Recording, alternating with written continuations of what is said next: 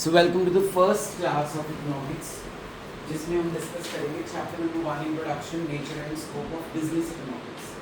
Economics होता क्या है? पहले तो इकोनॉमिक्स का जो ओरिजिन है वो ग्रीक लैंग्वेज से, ठीक है।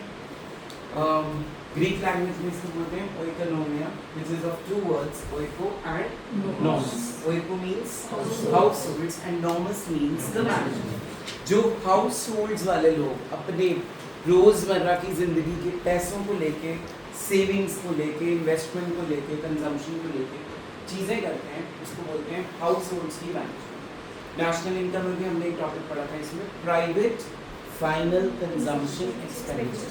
तो यहीं से डिफाइन होगी एक डेफिनेशन इकोनॉमिक्स की जो ग्रीक लैंग्वेज से निकली है, ठीक है जी। इकोनॉमिक्स बेसिकली है क्या? इकोनॉमिक्स को ना बहुत सारे ऑथर्स ने डिफाइन किया। रॉबिन्सन ने अलग किया है, सैमुअलसन ने अलग किया है, मार्शल ने अलग डेफिनेशन दी है, Adam Smith is the father of economics, उन्होंने अलग डेफिनेशन दी है, ठीक है। वैभव एक बार सबको बता दो, Adam Smith father of economics क्यों है, उन्होंने कौन सी बुक लिखी थी और कौन से साल में लिखी थी? Stand up.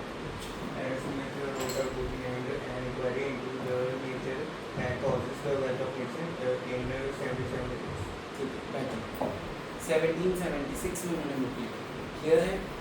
अब एडम स्मिथ को फादर ऑफ इकोनॉमिक्स क्यों बोला जाता है? Anyone in the class?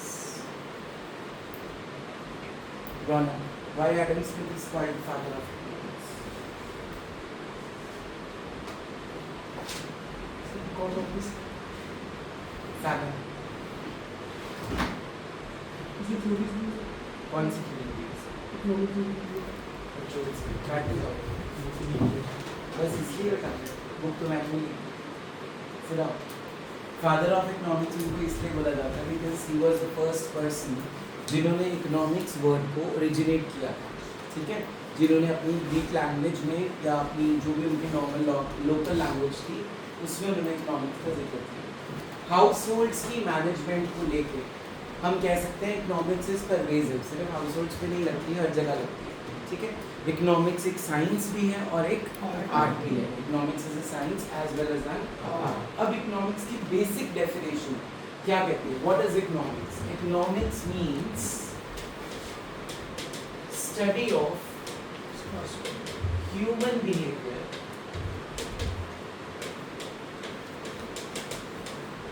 which tells us to make choice in the presence of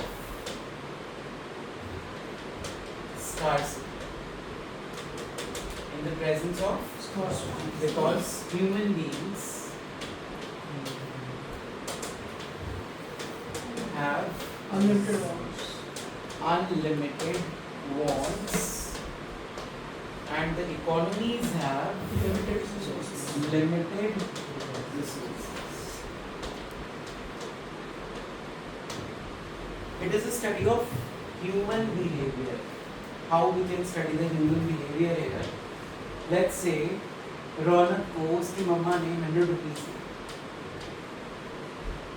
कि जाके अपना बाजार से एक नोटबुक ले आ, क्योंकि कल तेरा इकोनॉमिक्स का टेस्ट है। 100 रुपये दे दिए। ये शॉप पे गया, इसको वहाँ पे रजिस्टर भी दिख रहा है, नोटबुक भी दिख रही है और चॉकलेट्स भी दिख रही है। इसने क्या किया? 50 रुपीज़ की नोटबुक ले ली, 20 रुपीज़ का चॉकलेट ले लिया और जो बाकी के पैसे बचे वो अपनी जेब में डाल दिए। सेम सिचुएशन शिवानी को मिली। उसने क्या किया? वो कहती मेरे को रजिस्टर नहीं चाहिए, मैं पेज पे करूँगी टेस्ट, मैं 100 रुपीज़ के सारे क्या खरीद लेती हूँ? चॉकलेट्स। अब दोनों की जो चॉइसेस हैं वो क्या है? This is human behaviour. The choices of human behaviour are never same. हम ये नहीं बोल रहे शिवानी तूने बहुत गलत किया और रौनक ने गलत किया। वो उसकी मर्जी थी, उसने चॉकलेट्स लिए, उसकी मर्जी थी, उसने पैसे सेव भी कर लिए, चॉकलेट भी खा लिया और रजिस्टर भी ले लिया। तो अगर 100 की जगह 500 मिले हम और भी स्पेंड करते, तो दैट मीन्स यहाँ पे 100 रुपीज मनी की क्या मिल गई हमें? स्कार्सिटी। कि हमारे पास है ही कितने पैसे? 100। सो दिस इज स्कार्सिटी। स्कार्सिटी जहाँ पे होगी वहीं पे आपको चूज करना है। जहाँ पे स्कार्सिटी नहीं होगी वहाँ पे चूज की प्रॉब्लम आएगी नहीं। सो कब हमें चूज करना पड़ता है? जब क्या होती है? अब एवरी इकोनॉमी फेसेस स्कार्सिटी, हर इकोनॉमी में कोई ना कोई कमी है, ठीक है। नकुल मुझे ये बताओ Do the richest countries in the world face the problem of scarcity? Example. Which country along like you are saying facing scarcity according to क्या resources कम है वहाँ? Give me one example at least from America. Petroleum. Petroleum. I think they are the richest exporters.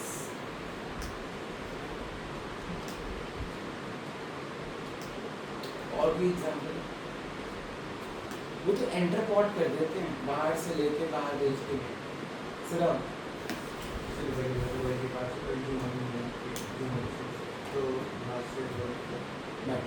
Human resources की scarcity Bill Gates richest person in the world जब आप एक आई blink करते थे तो उनके अकाउंट में डॉलर्स करोड़ों में पहुंचते थे within blinking of an eye अब उसके पास किस चीज़ की स्कार्सिटी हो सकती है स्कार्सिटी ऑफ टाइम उसके लिए 24 घंटे भी क्या है scarcity of love belongingness family को टाइम दूं या पैसे कमाऊं तो scarcity can be present even you are the richest person of the world death तो आनी है ना सबकी वो भी स्कार्सिटी में काउंट होती है सर्टेन डेथ होनी है हम उसको ये नहीं बोल सकते कि मैं अमीर हूँ मुझे थोड़ा और जीने दो we can't say this economics basically means making a choice in the presence of scarcity and scarcity जहाँ पर नहीं है वहाँ पे चूज करने की प्रॉब्लम भी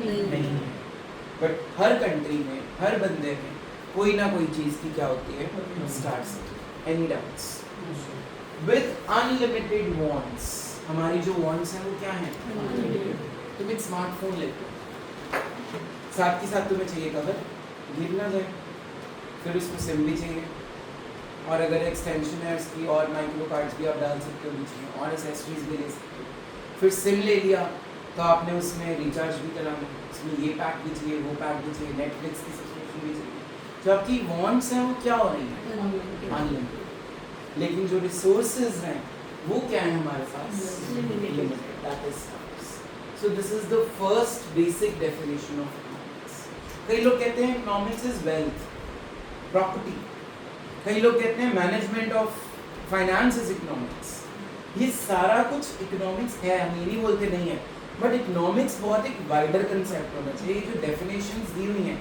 ये सारी नैरोअर है छोटी छोटी हैं इनको सबको जोड़ देंगे अगर हम तो वो बन जाएगी हमारी इकोनॉमिक्स समझ आ गया इकोनॉमिक्स की बहुत सारी ब्रांचेस भी होती हैं micro macro positive normative descriptive general economics business economics applied economics अब माइक्रो इकोनॉमिक्स तुमने 11th में पढ़ी थी micro economics mean study of individuals जब एक बंदा कोई भी चीज़ स्टडी कर रहा है डिमांड के लिए रिलेटेड हो गई सप्लाई के रिलेटेड हो गई ग्रुप ऑफ कंज्यूमर्स हो गए ग्रुप ऑफ प्रोड्यूसर्स हो गए ठीक है ये सब किसके कंसेप्ट हैं माइक्रो एक प्रोड्यूसर की कॉस्ट कर्व क्या होनी चाहिए उसको अपनी प्रोडक्शन कहाँ तक करनी चाहिए कहाँ पे उसको स्टॉप लगा देनी चाहिए these all are the concepts of micro at small level of units +2 में आपने पढ़ा मैक्रो इकोनॉमिक्स के बारे में macro economics is study of aggregates sum total as a whole is macro economics national income employment output balance of payments foreign exchange rate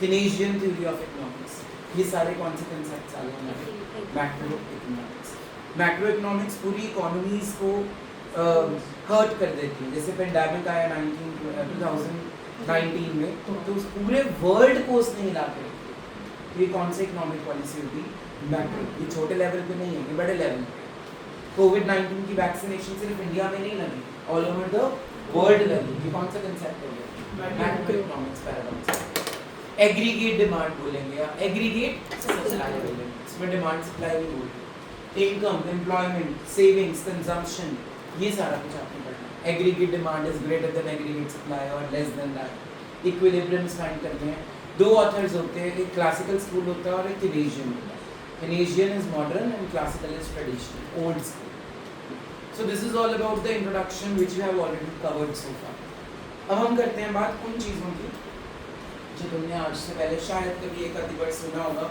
या फिर ignore कर दिया। Business economics deals with two words, business and economics. Now business is what? Being busy is business. अपने आप को busy रखना क्या होता है? बिजनेस। बिजनेस में रिस्क होता है, तो इस इकोनॉमिक्स में आप ये पढ़ोगे कितना रिस्क एंटरप्रेन्योर को लेना पड़ेगा। 4 फैक्टर्स ऑफ प्रोडक्शन थे, land, labour, capital and entrepreneur. How much risk an entrepreneur और an entrepreneur should take will be held in the business economics. How to apply the economics in the terms of your business so as to define how much profit you are going to earn, how much cost you are going to fix up for your products. ये कौन सी economics बताएगी? सारी business economics. Economics तो पढ़ ली, micro भी पढ़ ली, macro भी पढ़ ली। अब उसकी कुछ चीज़ों को जब आप बिजनेस पे अप्लाई करोगे उसको अप्लाइड इकोनॉमिक्स बोलते हैं। जैसे कि तुम कॉस्ट एनालिसिस करते हो, ह्यूमन रिसोर्स अकाउंटिंग करते हो, सोशल अकाउंटिंग करते हो, अकाउंटिंग है वो सारी। अगर हम अकाउंट्स में हैं बट ये पार्ट इकोनॉमिक्स का है। तो तुमने एक टॉपिक पढ़ा होगा बीच में, interdisciplinary. Economics is N interdisciplinary subject. उसमें अकाउंट्स भी है, उसमें लॉ भी है, उसमें साइंस भी है, उसमें आर्ट भी है, मल्टीपल सब्जेक्ट्स हैं। क्या इकोनॉमिक्स में मैथ्स नहीं है? बिल्कुल है। हम न्यूमेरिकल्स करके आए हैं, elasticity of demand, national income, तो मैथ्स भी होगी, स्टैटिस्टिक्स भी होगी। स्टैटिस्टिक्स भी हमने पढ़ी है। All numbers are not statistics but all statistics are numbers, ये भी आपने पढ़ा। Numerically expressed, comparison between two persons. तो this is all about economics introduction. Business economics मतलब जब आप बिजनेस में अप्लाई करते हो अप्लाइड इकोनॉमिक्स, उन एप्लीकेशंस को यूज करके आप कोई डिसीजन पे आते हो, इसको बोलते हैं applied economics. Normative and positive economics. Normative क्या होता है और पॉजिटिव क्या होता है? देखो पता है? बताओ। पॉजिटिव बताओ। पॉजिटिव में सर हम उसके रीजंस देखते हैं कि क्यों हो रहा है, उसके डिबेटेबल कौन? Normative. Normative debatable. Positive means जो सच है। पॉजिटिव का मतलब क्या है? जो सच है। Example, sun rises from the east and sets into the waste.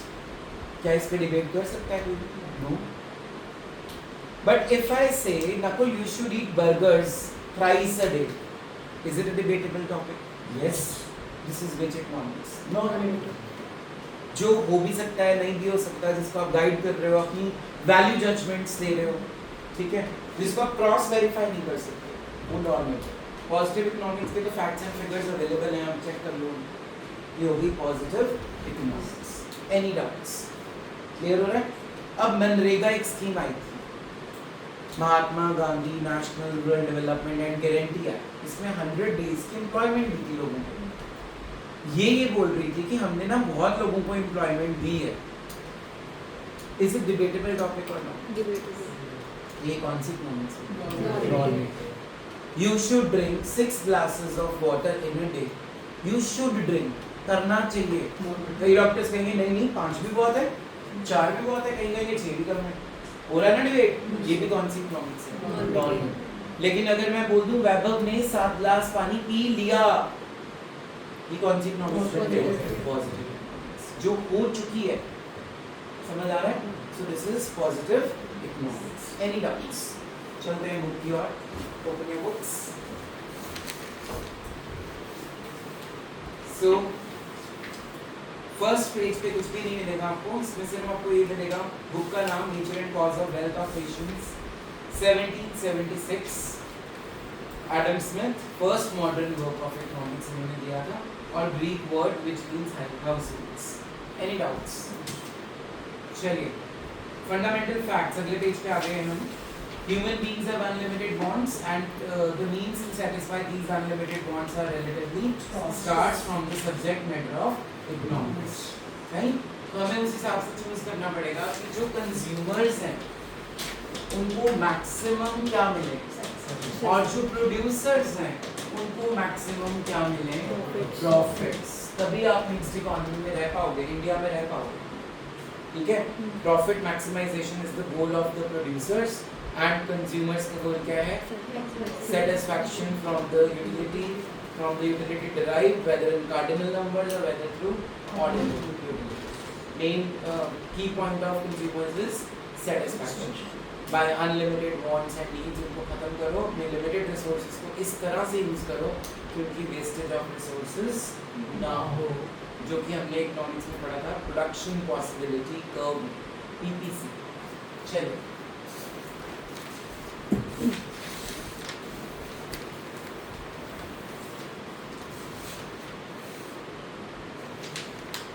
Meaning of business economics, page number 5 मिल गया। Yes. बिजनेस इकोनॉमिक्स का मीनिंग मैंने समझा दिया है। इसके पेज नंबर 6 पे आ जाओ। As we are aware से मिल गया।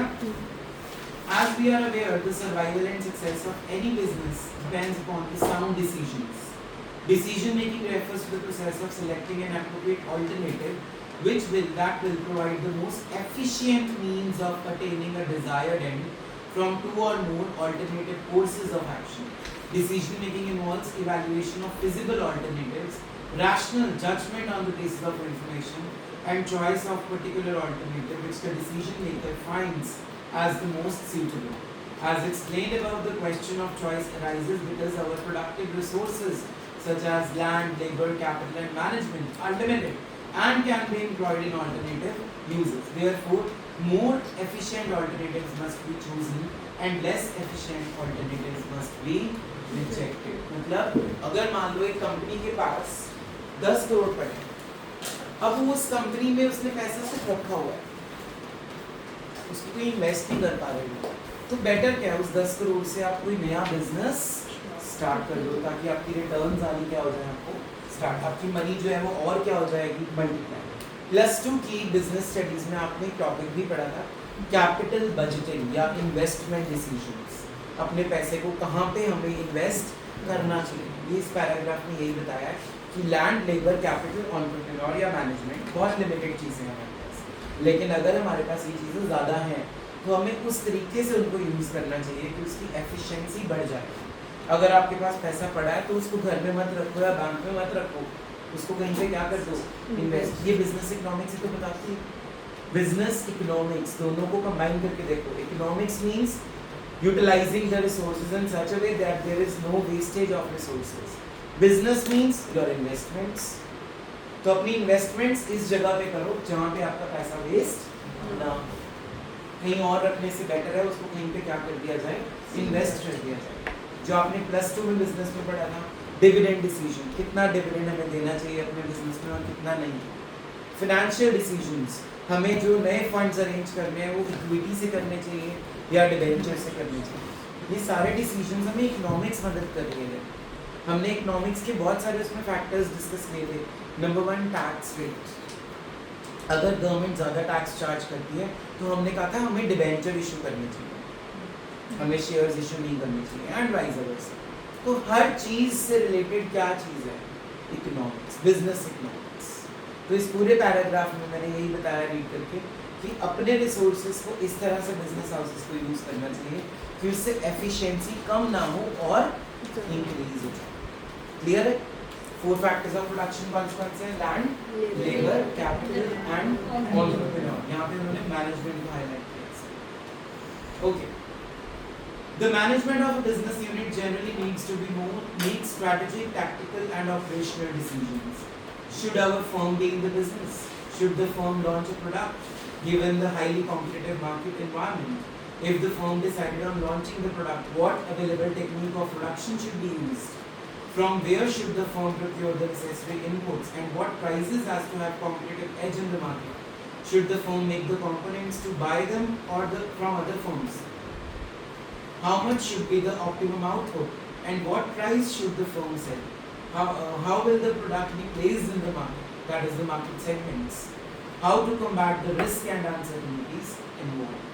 पूरी माइक्रो आ गई इसमें, प्रोडक्शन से लेके सेल तक कैसे प्रोडक्शन करनी है। पहले तो ये डिसाइड करना है हमें प्रोडक्ट कौन सा लॉन्च करना है, हमें कौन सा प्रोडक्ट लॉन्च करना चाहिए being in a mixed economy जिसकी डिमांड मार्केट में ज़्यादा और सप्लाई कम है, जिसको बनाने के रिसोर्सेज हमारे पास इजीली अवेलेबल है, जिसको बनाने के लिए टेक्नोलॉजी हमारे पास इजीली अवेलेबल है। हम उन रिसोर्सेज को बनाएंगे तो हमारा प्रॉफिट क्या हो जाएगा, मैक्सिमम। अब हम मिक्स्ड इकोनॉमी में रह रहे हैं तो हमें 2 टेक्निक्स लेनी चाहिए, labour intensive and capital intensive. Labour intensive इसलिए लेनी चाहिए ताकि लोगों का भी भला करेंगे, एम्प्लॉयमेंट अपॉर्चुनिटीज मिलेंगी उनको, पावर्टी जैसी प्रॉब्लम कम हो जाएगी, ठीक है। कैपिटल इंटेंसिव भी रखनी चाहिए ताकि मशीन से ज़्यादा रिसोर्सेज यूज हो, ज़्यादा प्रोडक्शन हो, ज़्यादा सेल हो और हमारे पास प्रॉफिट्स क्या हो जाएंगे, मैक्सिमाइज हो जाएंगे। अब बेचना ही सिर्फ एक जिम्मेदारी नहीं है प्रोड्यूसर की, प्रोड्यूसर का मेन मकसद है कहाँ तक प्रोडक्शन करूँ। तो उसके लिए ना तुम्हें एक टॉपिक तुमने पढ़ा था 11th क्लास में, MRMC अप्रोच। ये था MR और MC होती है यू शेप। हमें यहाँ तक प्रोडक्शन करनी चाहिए।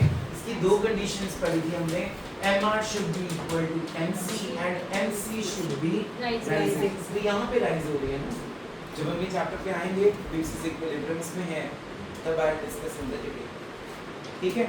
एक और अप्रोच है TRTC approach, total revenue and total cost approach.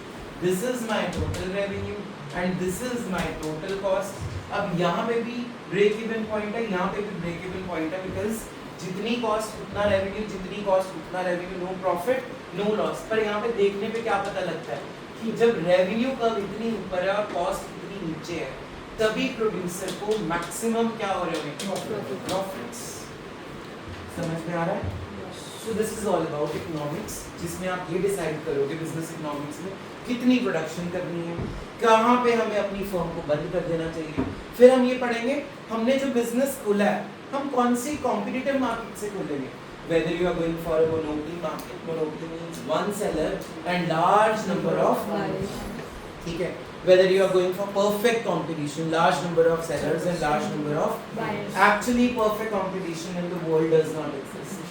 होता ही नहीं है, exist नहीं करता, ठीक है। Third is oligopoly. Oligopoly क्या होता है, जब कार्टेल्स बन जाते हैं, आपस में मिल जाती हैं दो कंपनीज और एक दूसरे पे डिपेंडेंट हो जाएगी, दूसरी तीसरे पे डिपेंडेंट हो जाएगी। एग्जाम्पल सोचो, अगर BMW और Audi मिल जाए तो जो नई गाड़ी लॉन्च करेंगे वो कैसी होगी। दोनों अपनी अपनी फील्ड्स में क्या है, स्पेशलाइज। तो जब ये मिल गई, when they form a cartel, they will become an oligopoly. क्या बन जाएगी वो, oligopoly. Few number of big firms with large output and the business is globalized. India में नहीं मिलेगी, पूरे कॉर्नर ऑफ द वर्ल्ड में कहीं पे भी आपको वो चीज़ मिल जाएगी। और एक और होता है मोनोपोलिस्टिक कंपटीशन, जिसमें ब्रांड्स आ गए, Adidas, United colours of Benetton, Reebok, they have product differentiation. अब जैसे एडिडास और रीबॉक है, बना वो दोनों क्या रहे हैं, स्पोर्ट्स के लिए रहे हैं, बट दोनों के फैब्रिक्स क्या होंगे, डिफरेंट होंगे, दोनों की क्वालिटीज क्या होंगी, डिफरेंट होंगी। ये monopolistic competition. Colgate and Pepsodent दोनों बनाती क्या है, टूथपेस्ट, बट दोनों का ब्रांड लेवल, दोनों का जो काम करने का तरीका है वो क्या है, different. These are monopolistic competitions. So this is all about business economics. Clear? Let's move further. Definitions आपने रखनी है खुद से। Nature of business economics we have covered so far, micro and macro. Micro means small, macro means micro is also from Greek language micros, which means small. And macro is from again Greek language macros, which means large. तो जब हम बात करेंगे पूरी countries की, वहाँ पे कौन सा कंसेप्ट लगेगा, मैक्रो। जब हम एक कंट्री के छोटे से पार्ट की बात करेंगे वहाँ पे कौन सा कंसेप्ट लगेगा, micro. Micro means small individuals, individual unit, ठीक है, one producer, one consumer, group of consumers और ग्रुप ऑफ प्रोड्यूसर्स। लेकिन when we talk about national income, GDP, per capita income, population, poverty, with Indian economy, here we are talking about macroeconomics. Any doubts? Nature. First point is business economics is a science. देखो science क्या होता है बेटा, systematic body of knowledge. अगर science एक knowledge है तो क्या इकोनॉमिक्स एक नॉलेज नहीं है? तो that is why we can say that economics is also a science. Mathematics भी है इसमें, स्टैटिस्टिक्स भी है इसमें, लॉ भी है इसमें, सब कुछ है। So that is why we can call it as a science. Number 2, based on microeconomics. Business economics किस पे based है? Micro पे। Micro में हमने क्या पढ़ा था? Producer को कितनी प्रोडक्शन करनी चाहिए, कंज्यूमर को कितने गुड्स खरीदने चाहिए, कार्डिनल नंबर्स के अकॉर्डिंगली यूटिलिटी डिराइव करके हमने इक्विलिब्रियम निकाले थे, कंज्यूमर्स इक्विलिब्रियम, प्रोड्यूसर्स इक्विलिब्रियम। तो बिजनेस इकोनॉमिक्स में भी तो यही बता रहे हैं हमें कौन सा प्रोडक्ट लॉन्च करना है, कब तक करना है, कब उसको शट डाउन करना है, उसकी एडवर्टीजमेंट कैसे करनी है, फाइनेंस कहाँ से लाना है, ये भी बिजनेस इकोनॉमिक्स है। तो बिजनेस इकोनॉमिक्स और माइक्रो इकोनॉमिक्स दोनों आपस में क्या हो गई, यहाँ पे सेम हो गई। समझ में आया? तो business economics is a branch of micro economics, we can say. Clear है? Third point is incorporates elements of macro, जैसे एक्सचेंज रेट हो गया, टैक्स रेट हो गया, बैलेंस ऑफ पेमेंट हो गया, तो ये सारे कंसेप्ट्स किसके हैं? मैक्रो। और माइक्रो को जब जोड़ते जाओगे वो क्या बन जाएगा? मैक्रो। समझ में आ रहा है? तो बिजनेस इकोनॉमिक्स निकली कहां से है? माइक्रो से, और मर्ज किस में हो जाती है? Macro. Next point, business economics is also an art. अब देखो ये आर्ट कैसे है। मैंने 1 लाख रुपए रौनक भैया को दे दिया और 1 लाख रुपए सानिया दीदी को दे दिया, ठीक है? मैंने बोला जाके अपना बिजनेस स्टार्ट करो। अब रौनक ने जो बिजनेस स्टार्ट किया और जो सानिया ने बिजनेस स्टार्ट किया, वो दोनों ने बिजनेस सेम स्टार्ट किया। मैंने उन दोनों को पैसे इसलिए दिए थे बिजनेस स्टार्ट करने के लिए, लेकिन कुछ आर्ट सानिया में होगा और कुछ आर्ट रौनक में होगा। तो जरूरी नहीं है दोनों का बिजनेस इक्वल प्रॉफिट्स कमाए। हम अपने बिजनेस को अपने हिसाब से चलाते हैं ना, तो आर्ट सब में क्या होता है? डिफरेंट। तो we can say that business economics is an art. Clear है? Any doubts? Next, use of theory of markets and private enterprises, मतलब जो भी प्राइवेट एंटरप्राइजेस हैं वो भी हम इसमें पढ़ेंगे, जैसे कि कैपिटलिस्टिक इकोनॉमी के अकॉर्डिंगली, सोशलिस्टिक इकोनॉमी के अकॉर्डिंगली, या फिर मिक्स्ड इकोनॉमी के अकॉर्डिंगली। अब जो कैपिटलिस्टिक इकोनॉमी होती है उसमें जो प्राइवेट एंटरप्रेन्योर्स होते हैं उनका मकसद सिर्फ क्या है? प्रॉफिट कमाना। सोशलिस्टिक इकोनॉमी में गवर्नमेंट का मेन मकसद क्या है? सोशल वेलफेयर प्रोवाइड करना, ठीक है? और मिक्स्ड इकोनॉमी में दोनों आते हैं, ठीक है? नेक्स्ट पॉइंट क्या है? pragmatic in approach, यही है? Yes, sir. मैंने छोड़ा कोई पॉइंट नहीं छोड़ा ना? pragmatic पॉइंट लिख लो, practical। pragmatic means practical। ऊपर में कर लो। जैसे मान लो तुमने ये तो पढ़ लिया कि बिजनेस इकोनॉमिक्स बताती है हमें इक्विटी शेयर्स इशू करने चाहिए या डिबेंचर्स, हमें एक एसेट को खुद बनाना चाहिए सेल्फ मेड, या बना बनाया मार्केट से बाय कर लेना चाहिए। हमें बिजनेस इकोनॉमिक्स ये तो बताती है कि हमारी डिमांड फोरकास्टिंग के अकॉर्डिंगली कितनी सेल्स आगे होंगी। अब मान लो तुमने ये डिसीजन तो ले लिया बिजनेस इकोनॉमिक्स की थ्योरी पढ़ के, फॉर्मूले अप्लाई करके, उनको जब आप प्रैक्टिकली करोगे अपने बिजनेस में तो बन गई प्रैग्मेटिक अप्रोच कि इसको प्रैक्टिकली भी हम अप्लाई करेंगे। मान लो मैंने चेक किया अपने फोरकास्टिंग से कि मुझे ना डिबेंचर्स इशू करने चाहिए, जो मैंने अपने अंडर सीए रखा होगा वो मेरे को बता रहा है कि sir you should opt for debentures this year. अब अगर मैं मान लो डिबेंचर्स इशू कर ही नहीं रहा तो फिर वो मैंने जो जितनी अप्रोचेस लगाई इकोनॉमिक्स की वो सारी क्या हो गई? Waste.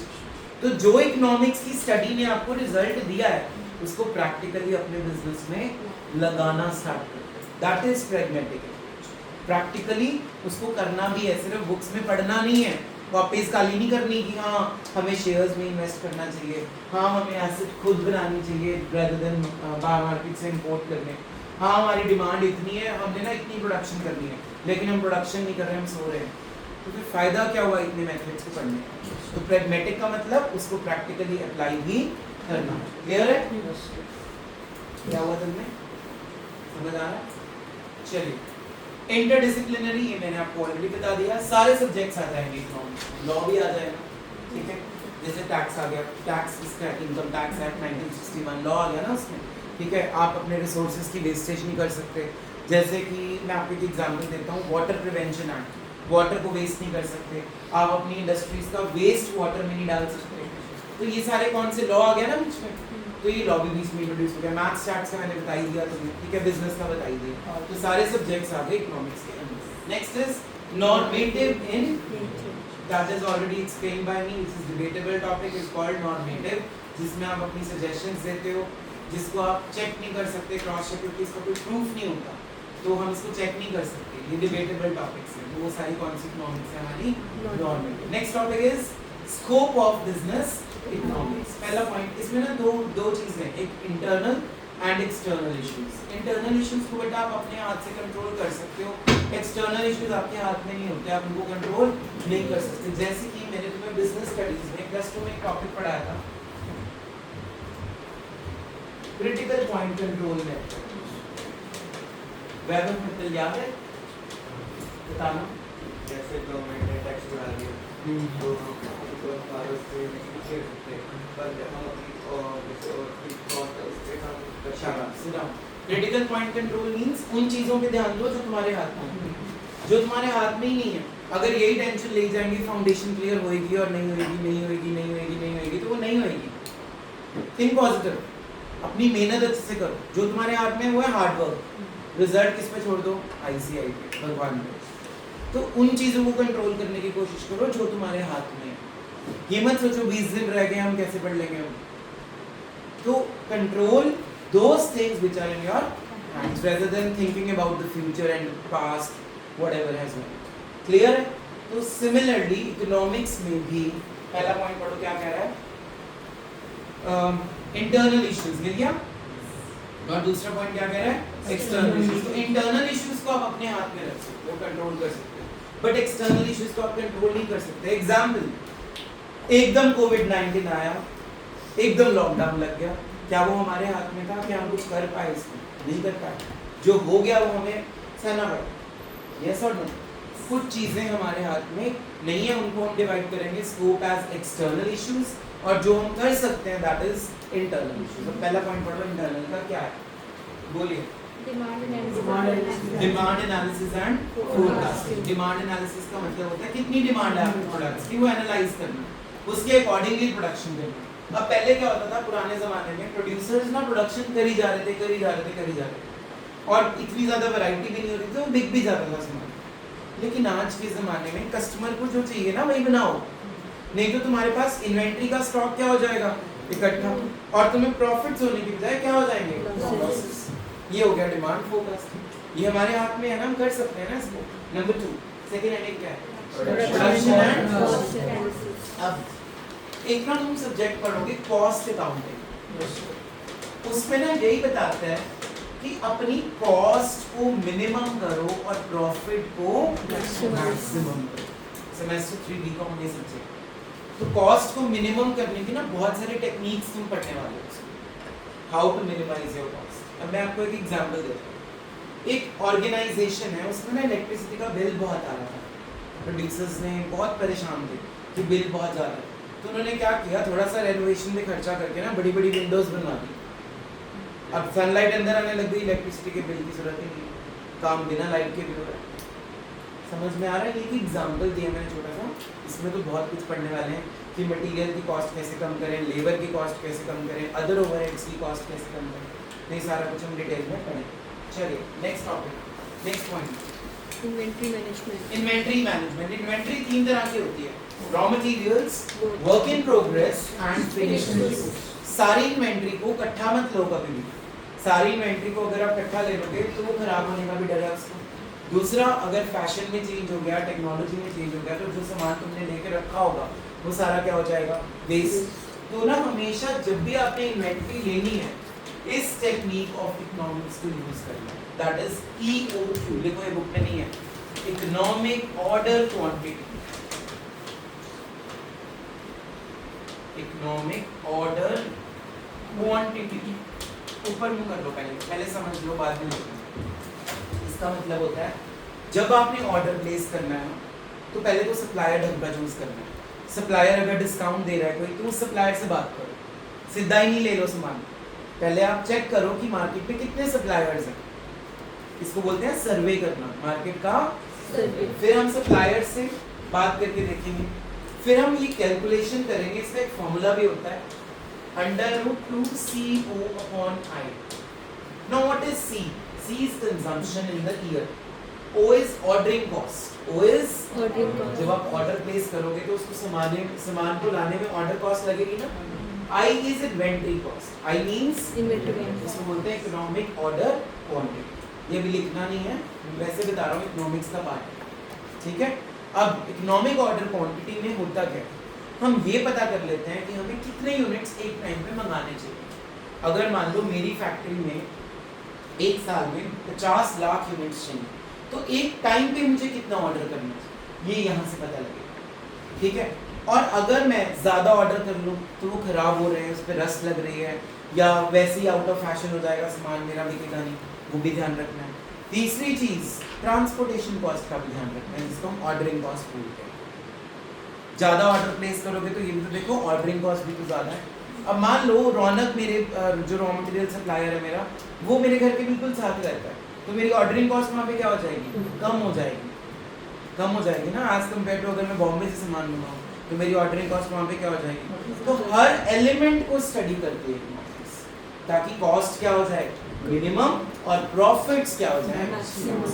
Any doubts? Next point क्या है? मार्केट स्ट्रक्चर, वही कंपटीशन कितना चूज कर रहे हो आप, ठीक है। मोनोपोली, मोनोपोलिस्टिक, ओलिगोपोली, डुओपोली और एक और की परफेक्ट कंपटीशन, ठीक है। एंड प्राइसिंग पॉलिसीज मतलब आपका प्राइसिंग कैसा रहेगा, आपके प्रोडक्ट का डिजाइन कैसा है, उसके फीचर्स कैसे हैं, उसके अकॉर्डिंगली आप प्राइसेस को डिसाइड करोगे। Next point is resource allocation. इसका ये मतलब होता है best use of resources without enough of wastage. Next point theory of capital and investment decision. ये मैंने एक्सप्लेन कर दिया। इन्वेस्टमेंट डिसीजन मींस अपने पैसे को कहां पे इन्वेस्ट करना चाहिए ताकि हमें रिटर्न्स क्या हो जाए, मैक्सिमम। हमारे पास पैसा अगर पड़ा है उसको मार्केट में क्या कर देना चाहिए, इन्वेस्ट। कौन से प्रोजेक्ट में इन्वेस्ट करना चाहिए जिसका पेबैक पीरियड जल्दी है।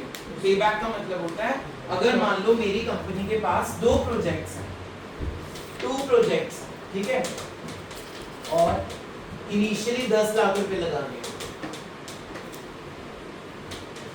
एक प्रोजेक्ट से मुझे इनफ्लो आ रहा है 2 लाख 2 लाख 2 लाख 2 लाख 2 लाख मिल, चलो यहाँ भी 2 लाख लेते हैं, और इधर आ रहा है 3 लाख 4 लाख 1 लाख 1 लाख 50,000 50,000। कौन से प्रोजेक्ट में इन्वेस्ट करेंगे कैसे? मैं तो 3 में करूंगा। देखो 3 + 4 7 7 + 1 8 8 + 1 9 9 + 50 7 8 9 10 लेट इट बी 8 लाख है कॉस्ट, ठीक है। अब हमारी जो कॉस्ट है प्रोजेक्ट की वो 8 लाख रुपीस है, तो मेरा पैसा कहाँ पे पूरा हो रहा है यहाँ पे? यहीं पे हो रहा है ना, 3rd ईयर में। लेकिन यहाँ देखो 4 इयर्स में, तो पैसा कब वापस जल्दी आ जाएगा? प्रोजेक्ट बी में। तो ये हो गया कैपिटल बजटिंग डिसीजन। ये तो एक उसका मेथड है पे बैक। ऐसे इसकी करोड़ों मेथड्स हैं जो तुमने पढ़ने आगे चले, ठीक है। सीए में नहीं समझ आ गया? चलिए नेक्स्ट प्रॉफिट एनालिसिस उसमें कवर हो गया, रिस्क एनालिसिस भी कवर हो गया। Next is macro applied to external and environmental issues. अब मैक्रो इकोनॉमिक्स एक्सटर्नल इश्यूज कौन से हैं जो हमें अफेक्ट करते हैं? पढ़ो number 1 the type of economic system. Economic system means कौन सी इकोनॉमी में आप पैदा हुए हो, whether you are in a capitalistic और अ सोशलिस्टिक और अ मिक्स्ड इकोनॉमी। अब अगर आप कैपिटलिस्टिक इकोनॉमी में पैदा नहीं हुए तो आप ये तो नहीं कर सकते ना, हाय मैं पहले मर जाऊं दोबारा जन्म लेके कैपिटलिस्टिक में आ जाऊं, ये आपके हाथ में तो जहां आप पैदा हुए हो that is not in your control. So वहीं पे आपको अपना बिजनेस एक्टिविटीज चलानी पड़ेंगी। सेकंड पॉइंट पढ़ो क्या है, स्टेज ऑफ बिजनेस साइकिल। अब बिजनेस साइकिल की क्या क्या स्टेजेस होती है Sania? Recession, depression, boom, recovery. तो जिस स्टेज में अभी आप हो तो आप उससे बाहर नहीं निकल सकते। अमेरिकन्स को भी डिप्रेशन फेस करना पड़ा था जब उनकी प्रॉपर्टी 0 रुपीस की बिक रही थी, 0 रुपीस की, मतलब फ्री में नीलाम हो रही थी। ऐसा टाइम आया था उनकी कंट्री में भी। तो कहने का मतलब ये है कि ये चीजें हमारे हाथ में नहीं है। Number 3 the general trends in national income, employment, price, saving and investment. सारी केनेशियन इकोनॉमिक्स हमारे हाथ में नहीं है, डिपेंड करती है इकोनॉमी कैसे चल रही है। Governments economic policies like industrial policy, competition policy, fiscal मतलब budgetary policy, foreign trade policy and globalisation policy. Government ने कोई भी टैक्सेस बढ़ा दिए, गवर्नमेंट ने इंपोर्ट एक्सपोर्ट में रिस्ट्रिक्शन कोटास लगा दिए, क्या ये तुम्हारे हाथ में? तुम कंट्रोल कर सकते हो इनको? नहीं कर सकते। तो ये मैक्रो इकोनॉमिक कंसर्न्स हो गए, एक्सटर्नल इश्यूज हो गए। सेंट्रल बैंक, रेपो रेट बढ़ गया, रिवर्स रेपो रेट बढ़ गया, तुम आरबीआई फोन करके बोलोगे प्लीज आज में पढ़ाओ? No, this is not in your hands.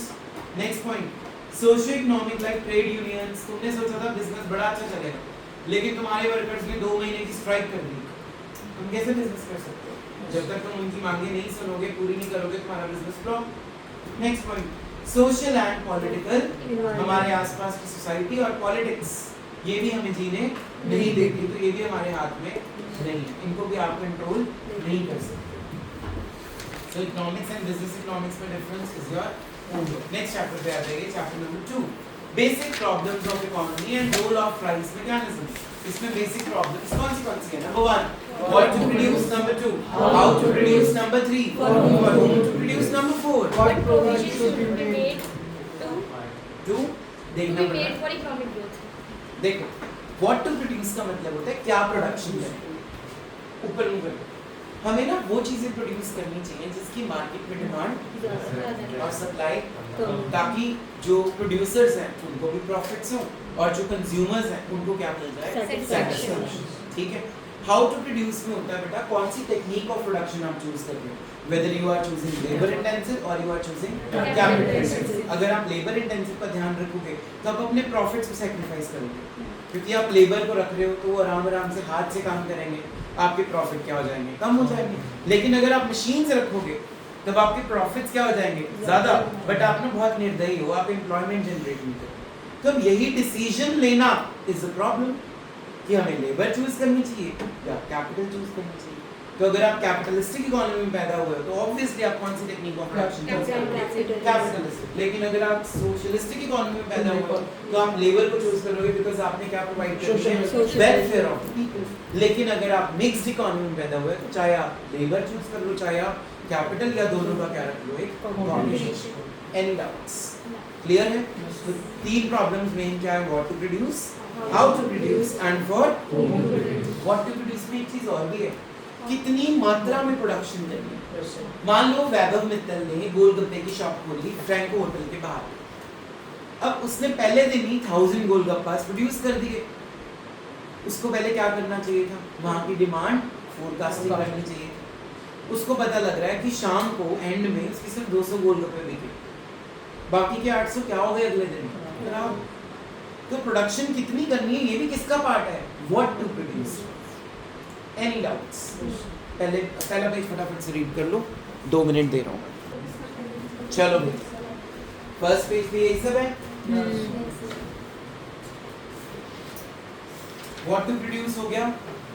अब जो सोशलिस्टिक इकोनॉमी है वो क्या प्रोड्यूस करेगी, वो चीजें जो पुअर फैमिलीज को चाहिए, ठीक है, ताकि वो सोशल वेलफेयर कर सके। Any doubts? देखो 3 तरह की इकोनॉमीज हैं, कौन सी बोलो, capitalistic, capitalistic, socialistic and mixed economy. हम तीनों प्रॉब्लम्स को बारी-बारी डिस्कस करते हैं इकोनॉमीज के हिसाब से।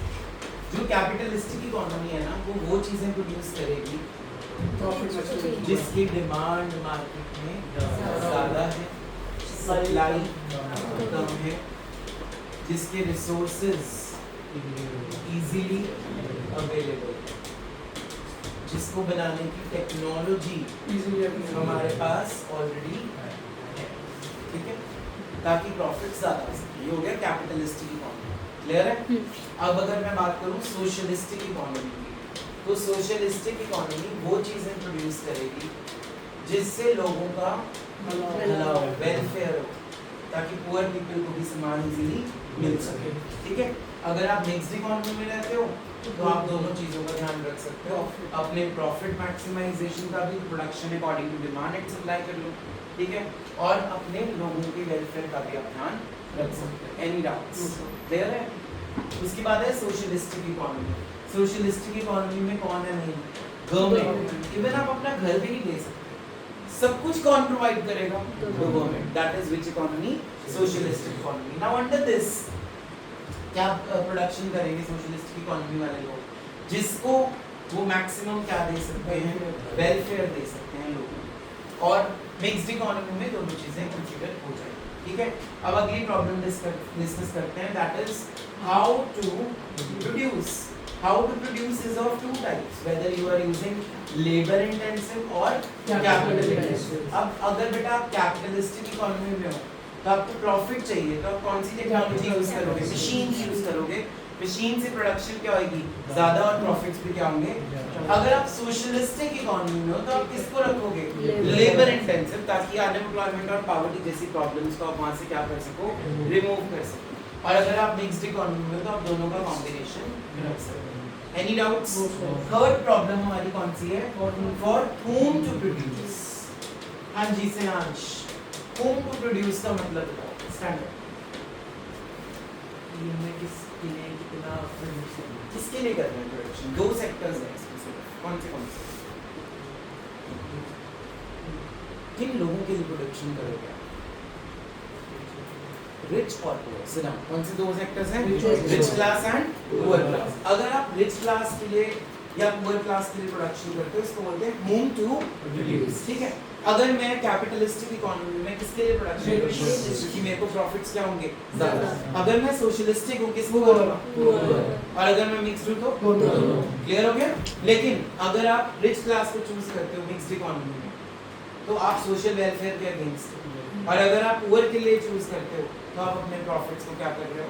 Sacrifice. Any doubts? Fourth point page number 18 पे है, what provision should be made for economic growth. फटाफट पढ़ के रखना।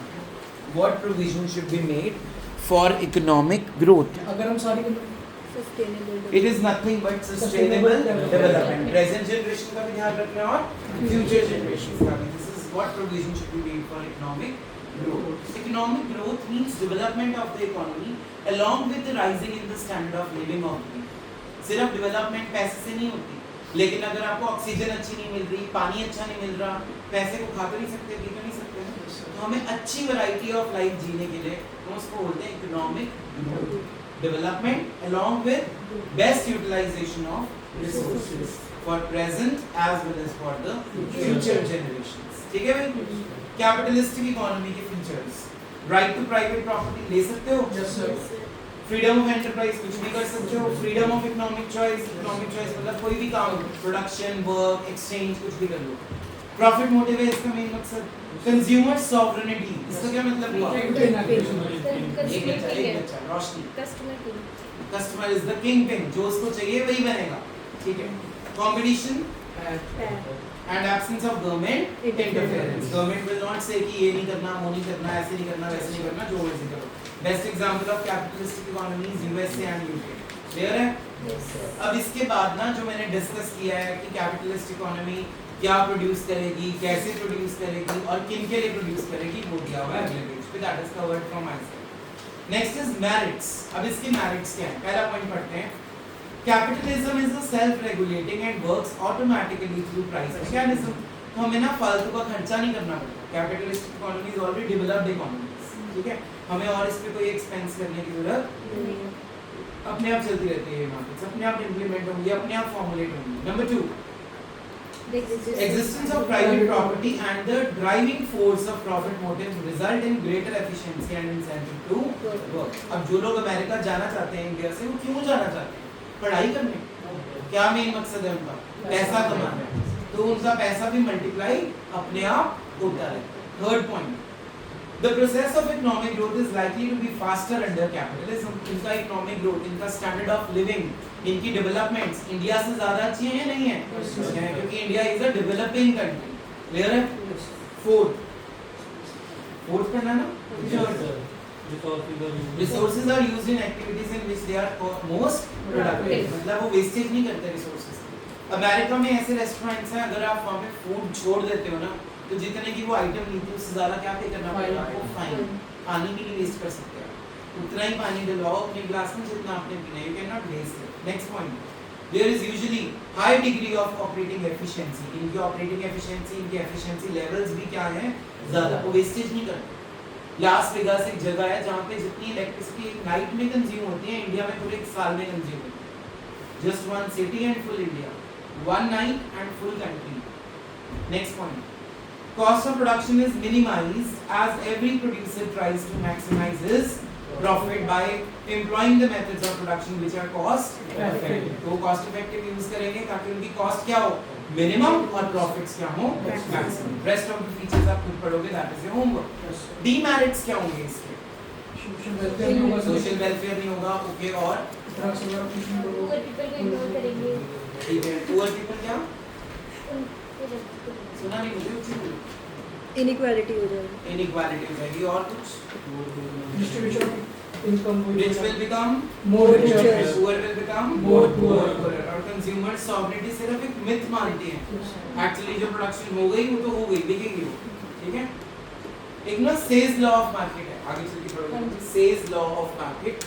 वो कहता है market creates its own demand, जो बन गया ना उसकी डिमांड एक दिन अपने आप हो ही जाएगी। ये भी हम पढ़ेंगे बीकॉम सेमेस्टर 2 में। चलिए नेक्स्ट इकोनॉमी आ जाओ, सोशलिस्टिक इकोनॉमी। सोशलिस्टिक इकोनॉमी में क्या होती है main? Social welfare. Social welfare. तो कलेक्टिव ओनरशिप है, सब कुछ गवर्नमेंट ने अपने हाथ में रखा है, तो ओनर एक ही हुआ।